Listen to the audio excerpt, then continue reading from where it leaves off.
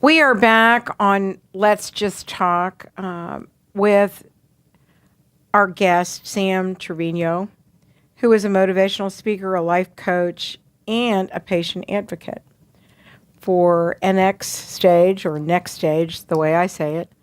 And that's nxstage.com. And, you can find so much up there, can't you?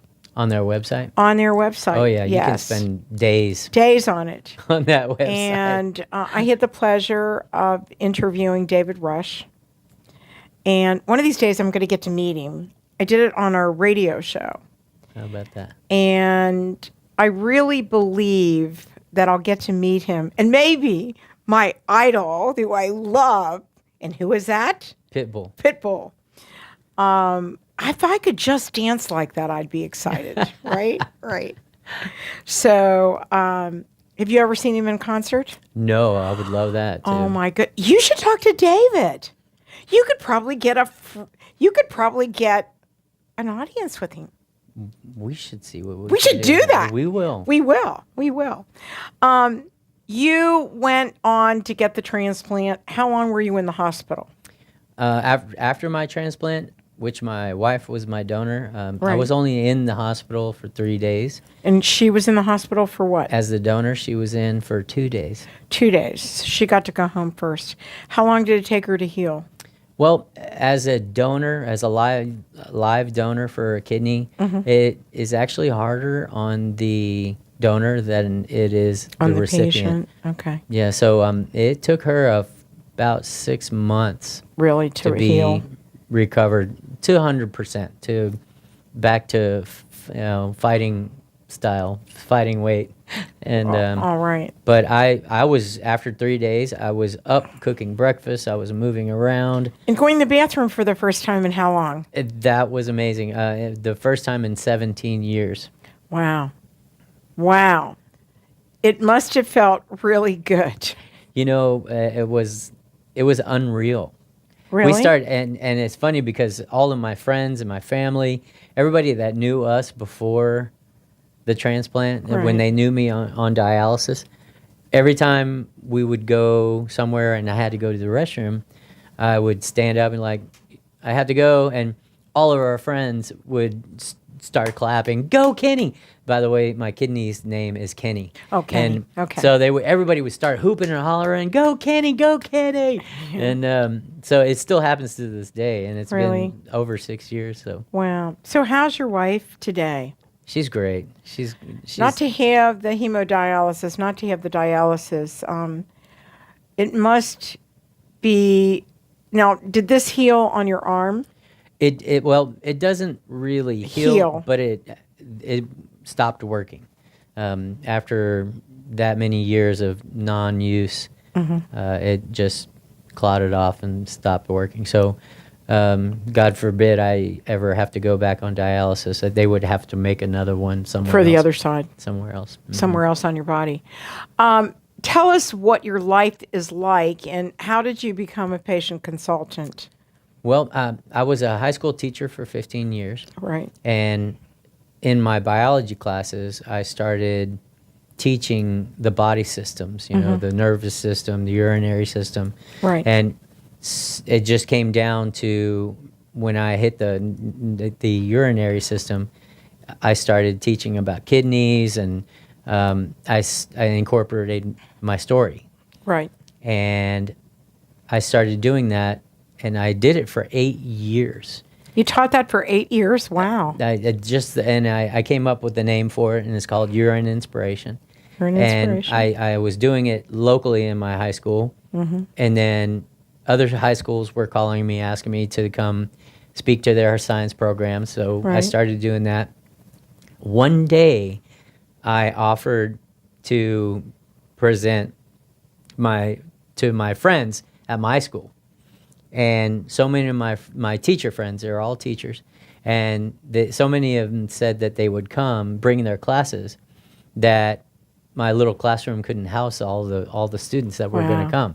Wow. And so I asked the principal if I could have the auditorium, and she gave me permission, and Now everybody's scrambling. The fine arts teachers are getting lighting up and everything. And I spoke to 2,000 plus students that day, wow. and on stage in front of all these kids.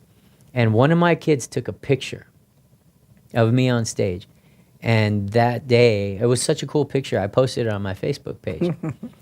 And that day, the National Kidney Foundation saw the picture, contacted me, and asked me to come speak and present.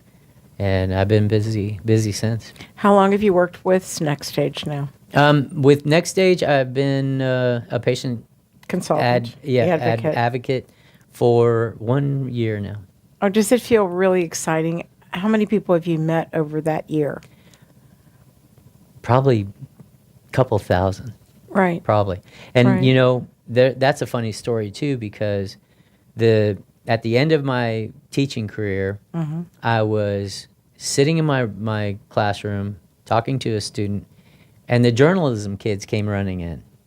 And they said, "Coach, we're putting together a video, a little video for the seniors, the graduating seniors. Do you Right. have any advice for the seniors?" And they turned the camera on, and I looked right at the camera and said, "The world's bigger than Fort Worth, Texas. Run." And they turned the camera off, and they laughed running and ran out the door. And I sat there for probably 30 seconds. And again, like God spoke to me and was like, you need to, you need to be doing something else. Right. And I turned to my computer right then, and I wrote Next Stage an email. And I just said, "You don't know this, but you guys saved my life. Thank you." That's all I put. And within a day or two, they had contacted me and asked me if I would be interested in being a patient advocate. And I'm so glad, because I think what I found out from three of you now, so heartwarming to talk to someone that's been through it, that can help and mentor other people going through it. Because when you find out something as serious as you did, it's really extremely hard to handle. And without God, I can't even imagine it. Yeah. You know? So to be able to reach out and touch people and to help them get through that experience or what they're going through must be a blessing to you every day. It is. You know? I've left some of we call them lobby days, where a patient advocate will go in and speak one-on-one to the patients.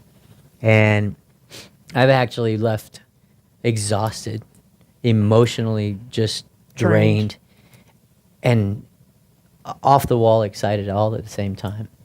Because you see yourself in every one of those patients, and you see their pain, you see their hope, you see their anxiety. I mean, you see everything, and you see yourself in that same picture. And there have been times when I saw a patient one time. He was an ex-rocker, professional rock star, and he went on dialysis. And when something bad happens to a lot of people like us, we go into hiding.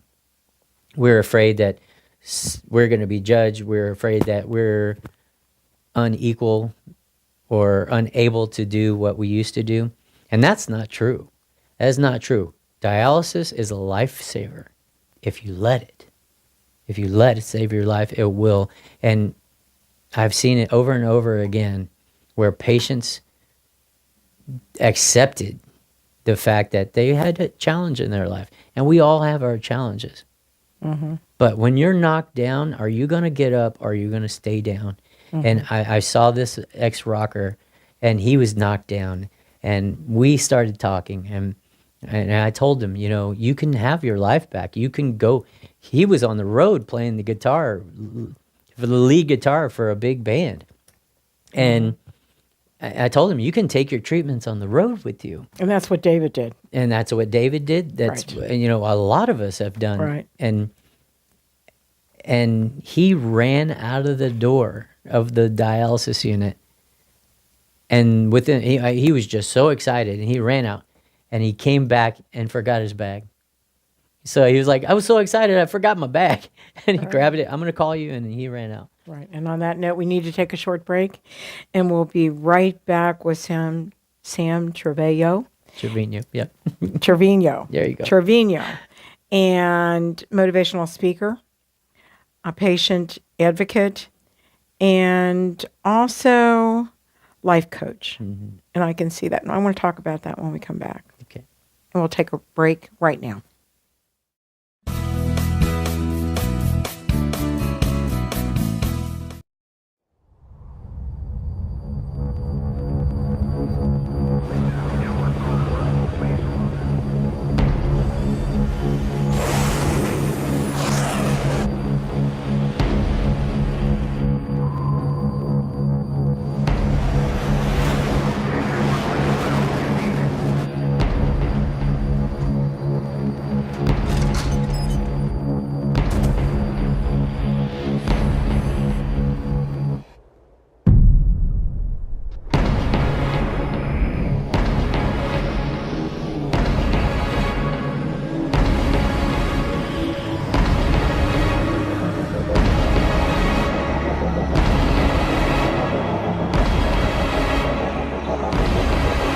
Around the world, around the clock, in defense of all we hold dear back home, America's Navy. We're back on Let's Just Talk with Sam Trevino, a patient advocate, a motivational speaker, and life coach. And we're talking about your life story, how you eventually went from dialysis to next stage hemodialysis to a transplant. And we've been talking about you being a patient advocate for the last year with next stage. And what do you impart to people that life really isn't changing for you? It can actually be better. So what do you tell them? Because you played soccer. Tell me about your soccer career after you got out of college. Well, after I graduated college, Lacey and I were married. Mm-hmm. And then we started living our lives. I mean, at first we were still on a machine that was stuck to my home. Right. And that machine was sufficient enough to keep me in decent shape. Mm-hmm. However, when I started dialyzing 5 days a week with the next stage machine, and there were so many more benefits involved Mm-hmm. with daily treatments, that I was able to travel around, go to soccer tournaments. I as a player myself, and I played for men's teams. Didn't slow me down one bit. I was able to travel around and coach. I earned the second highest coaching license in the nation. Oh, wow. Yeah, thank you. And it's a big deal that when I'm speaking to patients, they often say, "Well, I'm dialysis. I can't. Right. I can't." You can quit saying that and find something that you can do. That's the deal. Is, do you understand the gift that you've been given? And so many people don't understand that if they have the chance and the ability to dialyze more daily like that, their body will actually improve. They will actually have time to almost rejuvenate. There's not that buildup of poison in the body as in when you're dialyzing 3 days a week. Right. If I told you that the meal you just finished eating was only 1 of 3 meals you're going to have all week, how would you feel? Right. Right. Instead of 5 meals a week That's right. or 7. That's right. Well, and to feel better and to get healthier so that you could eventually get a transplant, that helped you to go that. And what I love about next stage is next stage is they encourage people with hemodialysis to eventually get a transplant if they can. That's right. And that's important, I think. Well, that's the key. And these people, the next stage people, have not lost sight of the fact that their mission statement says inspire. in it, Right. and innovate. And they're constantly trying to make better everything, Right. even their relationships with patients and That's right. their relationship with their own employees. You can see it. So many of them, just they exude that presence. And that love, I've noticed since I started working with them. I mean, first of all, it was really difficult to lose my brother and my aunt. And to be able to tell my feelings, to be able to share with others the idea that they can get better, that they don't have to go to a center. If they can do the training, if they can do it, they can live such a normal life. To me, that's exciting. I'll never forget when I met David Rush, how I felt. Because here he was a rocker, and he got the transplant from his brother. Excellent. And it was amazing to hear to hear your stories, to feel the excitement in your voices is pretty exciting. When did you decide to become this motivational speaker and this life coach? It was on my heart. I wanted to help people like me, and I was doing my best teaching high school kids, and I just wasn't hitting the mark. As a teacher, you pray every day that your students pick up something from you. Right. And hopefully one day it'll save their lives. But when I changed over to being a patient advocate and a life coach, I see more of an immediate result. It's just an impact. And these patients, they receive their hope again, and they, if they have the ability to fight, because this disease calls for fighters. If you're going to lay down against a disease like this, it will beat you. Mm-hmm. It will beat you. And so that's what we're looking for. We're looking for people that still have a passion to do something, and that's something that we have to all understand. We cannot substitute our passion for our disease, and we all have a disease. Mm-hmm. And so whatever vehicle allows you to live that passion again, I say go for it. What do you have to lose? You don't have anything to lose, everything to gain by it. Exactly. And if God's tapping you on the shoulder like he does to us and others, we just don't listen sometimes. And he has to shout. Have you noticed that? Yes. He has to shout at some people. Like, I told you that. Why did you do it? Right? I've been yelled at. So, like that. That prayer of Jabez actually is working on you because you have a project every day. Yeah. And so the scary part about the prayer of Jabez is that you never know what that project's going to be or that person's going to be. It happens every day. Yep. Right? It does.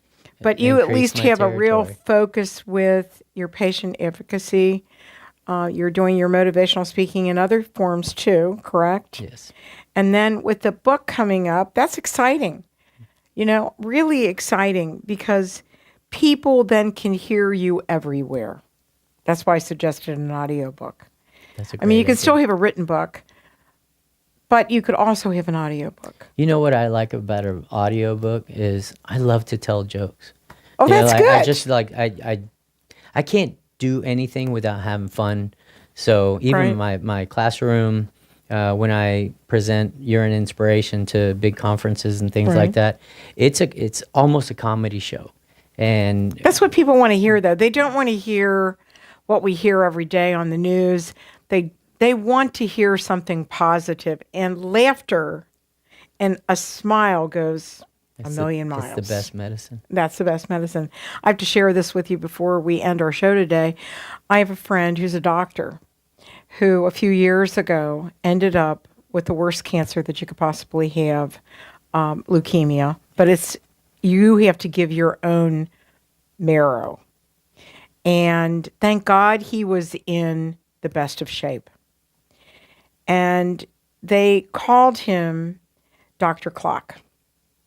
And because he made kids laugh that were cancer kids, and he made clocks that have watches, kids' watches, or people's broken watches on it. Because when you're sitting in a hospital or in dialysis center or anywhere else, and you see this clock, you get excited, right? Well, when he called to tell me that he had this cancer, he really didn't want to be around anybody. He didn't want to talk. So what I did was I sent him our gang comedies. I sent him all funny stuff. Well, God cured him at 72. Wow. Today, he's back working Wow. 2 or 3 days a week. And he's one of my best friends. And so there's the inspiration. There it is. So would you give us your line that you use when you're mentoring people? Would you say that again? Which one? You don't remember? Which one? Just one line that you want to leave the audience with. Tell your story. Everybody's story is unique. However, you're going to see, if you're listening to somebody's story, you're going to see yourself in that story. And that could very well be the spark that makes you have that Jabez epiphany and start asking for more and start looking for more and start appreciating more and put that smile back in your face. That smile goes To a your long. poem. This is for everybody. This is a poem that means the world to me, and it's not just for patients. It's for everybody. It's called You. Every meeting that you attend, every email that you send, every mile that you drive doesn't help me survive. You compel me to thrive. You are my inspiration. I can't thank you enough for joining me today and for Next Stage sending you to me. It's been an inspiration in itself, and I found a new friend. Thank you so much. Thank you. For being part of our show. You're a blessing. I love it. Loved Thank you it so too. much. And don't forget to go to nextstage.com, nxstage.com, and get your story up there. And see all the different things that you can find out about dialysis, hemodialysis, and maybe a patient like you. There is hope and inspiration. Thank you again for joining us today on Let's Just Talk. See you next time.